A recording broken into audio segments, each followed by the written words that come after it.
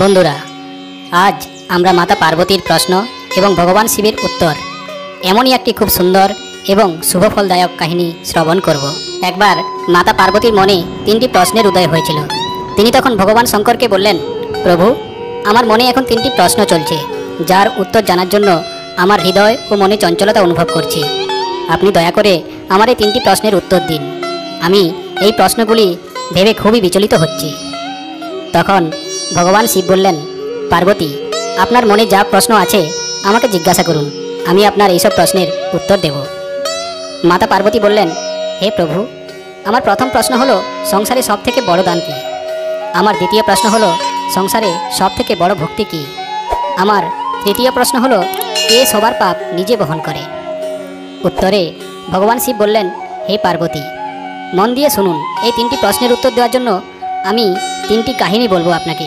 এই তিনটি কাহিনী শোনার পর আপনি আপনার প্রশ্নের উত্তর পেয়ে যাবেন। এক রাজা ভগবানের একটি সুন্দর মন্দির তৈরি করেছিলেন আর এক পুরোহিতকে ওই মন্দিরে পুজো করার জন্য রাখলেন। অনেক দিন এভাবে কেটে যায়। এখন ওই রাজার বয়স হয়েছে এবং ওই পুরোহিতেরও বয়স হয়েছে। কিন্তু রাজার একটি নিয়ম ছিল, তিনি প্রতিদিন সকালে নিজের সৈন্যদের হাতে একটি ফুলের মালা মন্দিরে পাঠাতেন আর ওই মালাটি পুরোহিত ভগবান শ্রীকৃষ্ণকে দিতেন।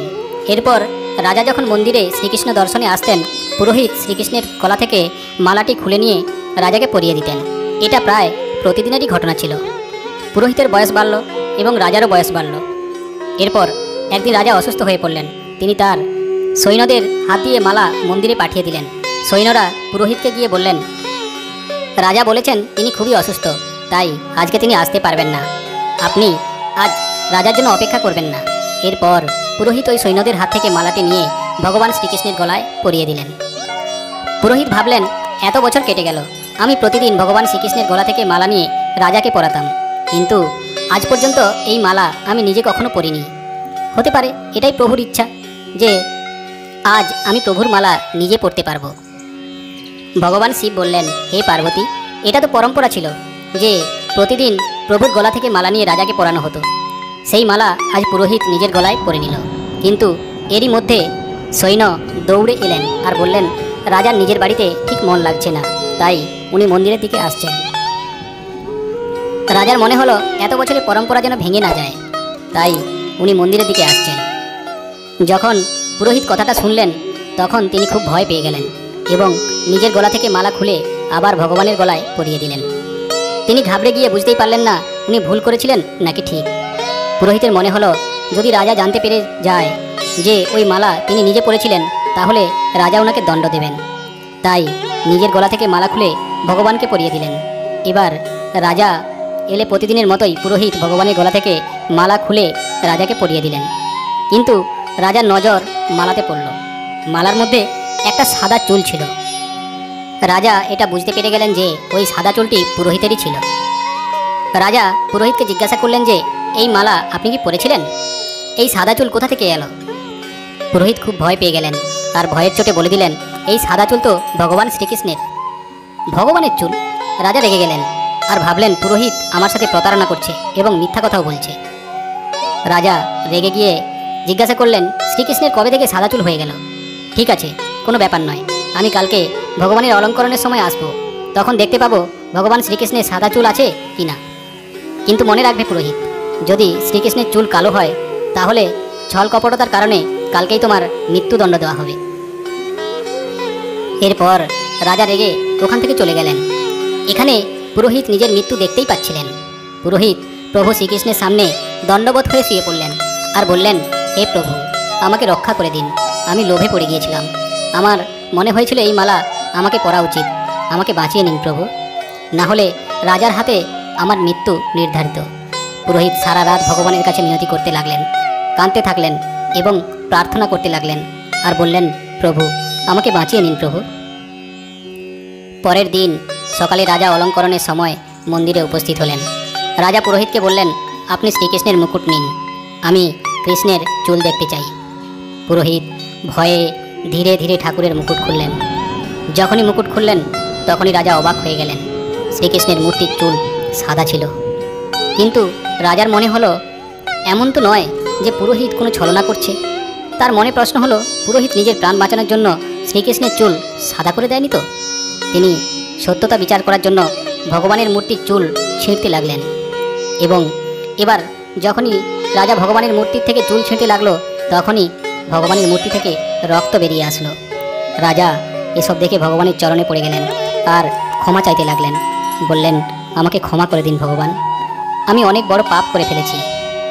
আমি সন্দেহ বশে অন্ধ হয়ে গেছিলাম, কোনটা সত্যি কোনটা ভুল বিচার করার মতো ক্ষমতা হারিয়ে ফেলেছিলাম। তখন মূর্তির ভেতর থেকে আওয়াজ এলো, তুমি আমাকে মূর্তি মনে করো, তাই আজ থেকে আমি তোমার জন্য শুধু মূর্তিই থাকব। কিন্তু এই পুরোহিত এই মূর্তির মধ্যে আমাকে দেখতে পেয়েছেন, তাই পুরোহিতকে বাঁচানোর জন্য আমার নিজের চুলকে সাদা করতে হলো, রক্তের ধারা ঝরাতে হলো, যাতে আমি তোমাকে বোঝাতে পারি। আর এরপর রাজা তার ভুলের জন্য অনুতপ্ত হলেন, কিন্তু এখন কিছু বদলানোর ছিল না। এবার ভগবান শঙ্কর মাতা পার্বতীকে বললেন, হে পার্বতী, যদি বিশ্বাস করো তো পাথরেও ভগবান দেখতে পাবে, আর যদি অবিশ্বাস করো তো ভগবান স্বয়ং তোমার সামনে এসে দাঁড়ালেও তুমি তার সত্যতা যাচাই করবে।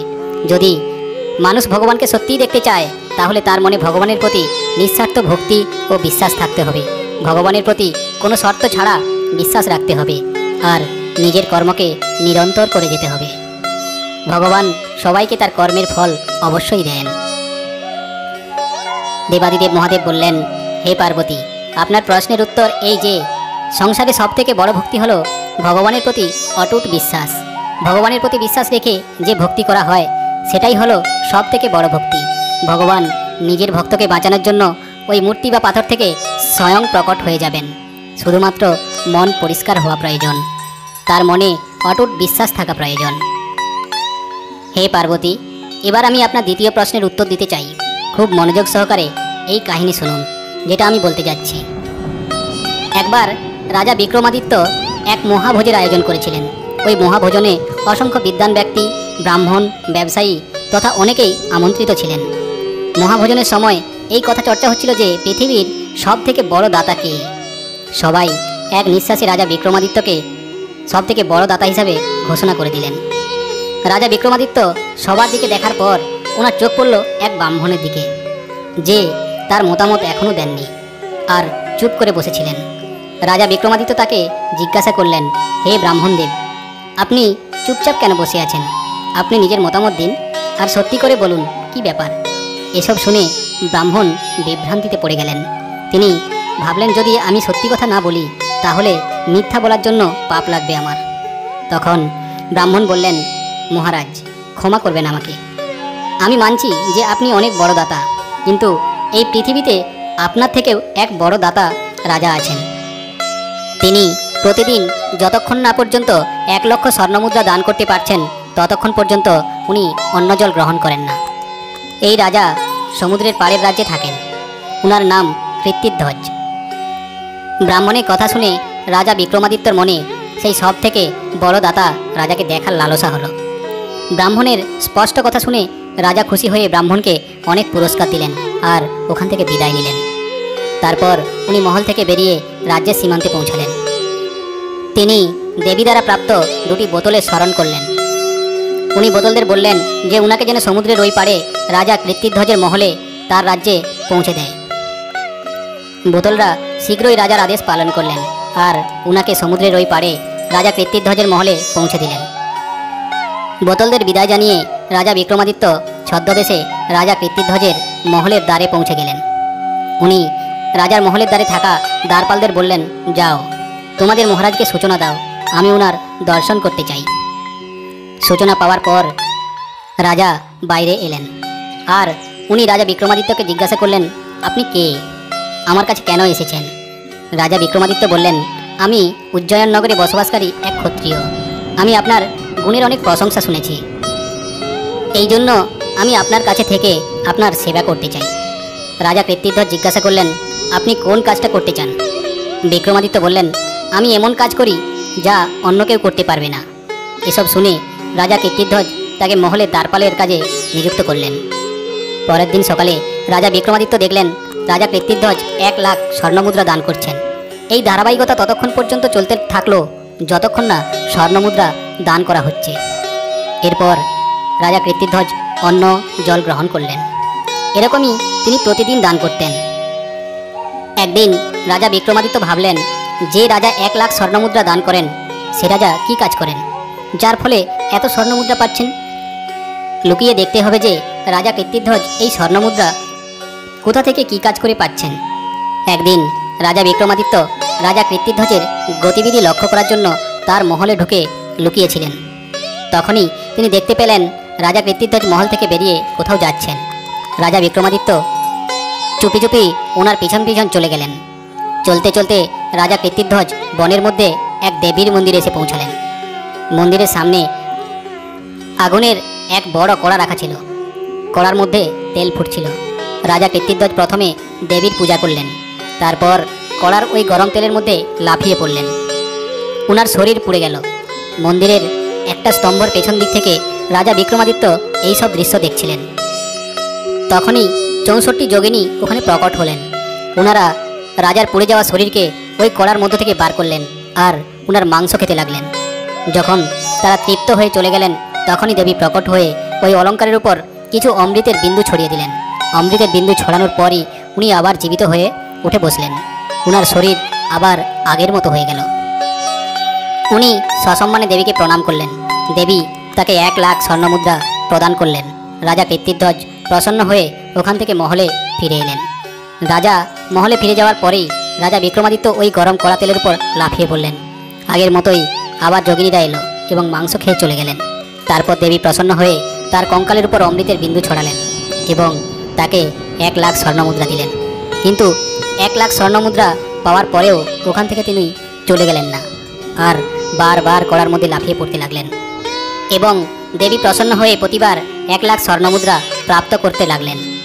এইসব দেখে দেবী বিক্রমাদিত্যের উপর প্রসন্ন হয়ে বললেন, আমি তোমার ত্যাগ আর সাহস দেখে অত্যন্ত প্রসন্ন।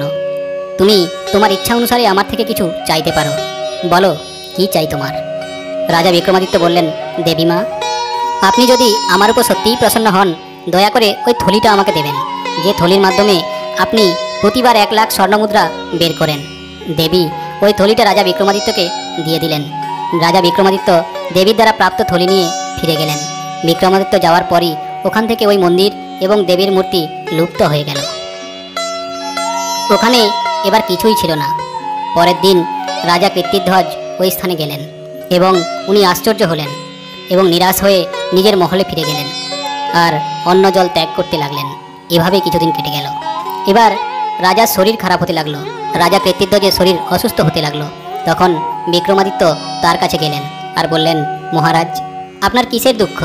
আপনার দুঃখ দেখে আপনার রাজ্যের সবাই ব্যাকুল হয়ে আছে। কৃপা করে আপনার দুঃখ আমাকে বলুন, আমি তার নিবারণ করব।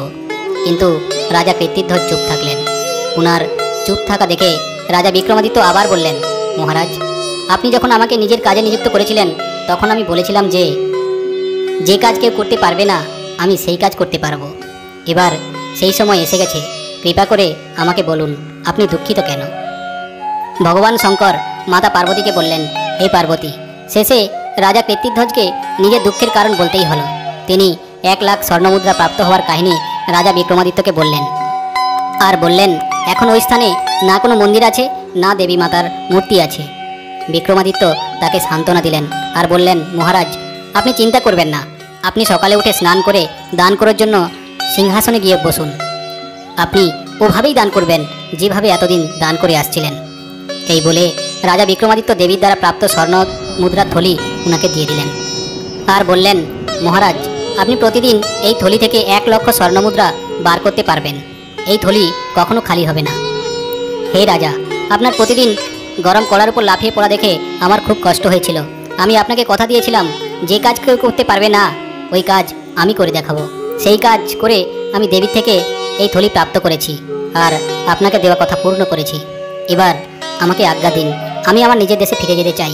আমার প্রজারা আমার অপেক্ষা করছে। আমি উজ্জয়ন নগরের রাজা বিক্রমাদিত্য। এসব শুনে রাজা কীর্তিধ্বজ রাজা বিক্রমাদিত্যর পায়ে পড়ে গেলেন আর বললেন, আমি ধন্য হয়ে গেছি মহারাজ, যে আপনি আমাকে দর্শন দিয়েছেন। আমি আপনার সম্বন্ধে যা কিছু শুনেছি তা আজ আমার চোখের সামনে সত্যি হলো। আপনি সত্যি খুব মহান। ভগবান শিব মাতা পার্বতীকে বললেন, হে পার্বতী, এবার আপনি বলুন, এরকম দান কি আপনি আগে কখনো দেখেছেন? যেরকম রাজা বিক্রমাদিত্য রাজা কৃত্তিধ্বজকে দান করলেন। এরপর ভগবান শিব বললেন, হে পার্বতী, সব থেকে বড় দান হলো ক্ষুধার্তকে ভোজন করানো, যা রাজা কৃত্তিধ্বজ করছিলেন। আর উনার থেকেও বড় রাজা বিক্রমাদিত্য। নিজের কথা রাখার জন্য উনার শরীরে কোনো প্রকারের কষ্ট যাতে না হয় তা দেখে রাজা বিক্রমাদিত্য সব থেকে বড় দান করলেন। উনি একেবারেই গরিব লোকেদের জন্য ধনের ব্যবস্থা করলেন, যাতে গরিবদের পেট ভরতে থাকে। হে পার্বতী, এই সংসারে সব থেকে বড় দান হলো ক্ষুধার্তকে অন্ন খাওয়ানো। কারণ যখন আত্মা তৃপ্ত হয় তখন আত্মা থেকে আশীর্বাদ বের হয়। ওই আশীর্বাদ পরমাত্মার সঙ্গে বিলীন হয়ে থাকে। ওই আশীর্বাদ পরমাত্মার সঙ্গে বিলীন হয়ে এক চমৎকার কাজ করে। ওই আশীর্বাদ কোনো ব্যক্তির যদি লেগে যায় সে ধন্য হয়ে যাবে। ভগবান শিব বললেন, হে পার্বতী, এবার আপনার তৃতীয় প্রশ্নের উত্তর দেওয়ার সময়। তাই আমার তৃতীয় কাহিনী বলছি। যেটা আমি বলতে যাচ্ছি, এই কাহিনী শুনে আপনি আপনার উত্তর পেয়ে যাবেন, যা আপনার অন্তিম প্রশ্নের উত্তর। এক সময়কার কথা, যখন রাজা একটি সিদ্ধান্ত নিয়েছিলেন যে উনি প্রতিদিন অন্ধ লোককে ক্ষীর খাওয়াবেন। একদিন ক্ষীরের দুধে সাপ মুখ দিয়েছিল আর দুধে বিষ ছড়িয়ে দিল, আর ওই বিষাক্ত ক্ষীর খেয়ে 100 জন অন্ধ মারা গেল। রাজা তখন খুব চিন্তিত হয়ে গেল আর ভাবলেন যে আমার 100 অন্ধ হত্যার পাপ লেগে গেল। রাজা চিন্তিত হয়ে নিজের রাজ্য ছেড়ে জঙ্গলে ভক্তি করার জন্য চলে গেল, যাতে এই পাপ থেকে তিনি মুক্ত হতে পারেন। রাজা একটি গ্রামে গেলেন। রাজা চৌপলের মধ্যে বসে থাকা লোকেদের জিজ্ঞাসা করলেন, এই গ্রামে কি কোনো ভক্তিপ্রাণ পরিবার আছে, যাতে আমি তার বাড়িতে গিয়ে রাত কাটাতে পারি? চৌপলে বসে থাকা লোকজন বলল, এই গ্রামে 2 জন ভাই বোন আছে যারা খুব ভক্তি করে। এই শুনে রাজা তাদের ঘরে রাত কাটালেন। সকালে যখন রাজা উঠলেন তখন দেখলেন মেয়েটি তার বিছানায় বসে আছেন। এর আগে মেয়েটির নিয়ম ছিল যে দিন চলে যাওয়ার আগেই সে বিছানা থেকে উঠে পড়ত আর ভোজন তৈরি করতে লাগতো। কিন্তু ওই দিন মেয়েটি অনেক সময় ধরে বিছানায় বসেছিল। যখন মেয়েটি উঠল তখন মেয়েটিকে তার দাদা বলল, বোন, তুমি এত সময় শুয়েছিলে কেন? এত দেরি করে কেন উঠলে? আমাদের ঘরে অতিথি এসেছেন, তোমার সকাল সকাল উঠে তার জন্য তাড়াতাড়ি ভোজন তৈরি করে তার আদর আতিথেয়তা করা উচিত। তোমাকে তাড়াতাড়ি বিছানা ছেড়ে উঠতে হতো।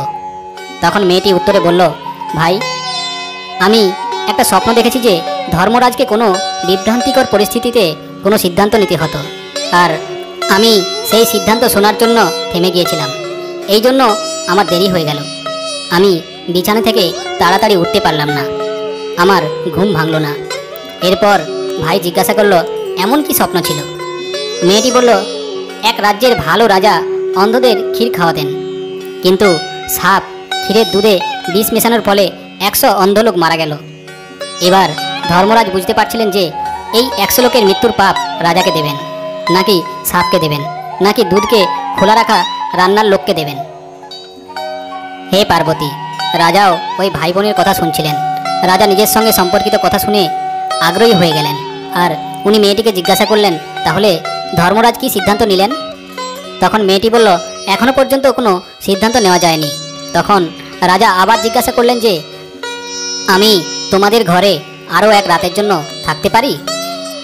2 ভাই বোন খুশি হয়ে ওনাকে হ্যাঁ বলে দিলেন। রাজা পরের দিনের জন্য থেকে গেলেন, কিন্তু চৌপলের নিচে বসে থাকা লোকগুলো দিনরাত্রি এই চর্চা করতে লাগলো, কালকে যে ব্যক্তি আমাদের গ্রামে এক রাত থাকার জন্য এসেছিলেন আর কোনো ভক্তিপ্রাণ পরিবার খুঁজছিলেন, উনার ভক্তির নাটক তো সামনে এসে গেছে।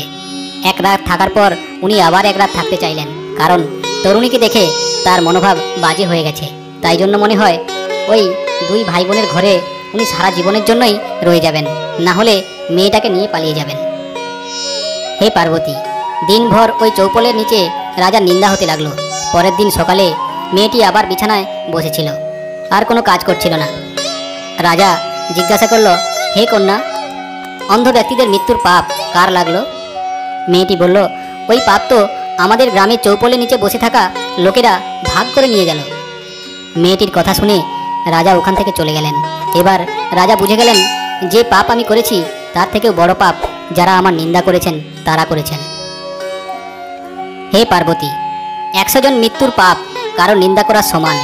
যারা নিন্দা করে তারা অন্যের পাপও নিজের কাছে ডেকে আনে, আর অন্যদের দ্বারা হওয়া পাপ নিজেরাই ভোগ করে। অতএব মানুষকে সবসময় কারো নিন্দা করার থেকে দূরে থাকা উচিত। তো হে পার্বতী, এইগুলো ছিল আপনার উত্তর। ভগবান শিবের কথা শুনে মাতা পার্বতী বললেন, হে প্রভু, আপনার কথা শুনে আমি সন্তুষ্ট হয়ে গেলাম। আপনার কথা একদম পুরো সত্যি।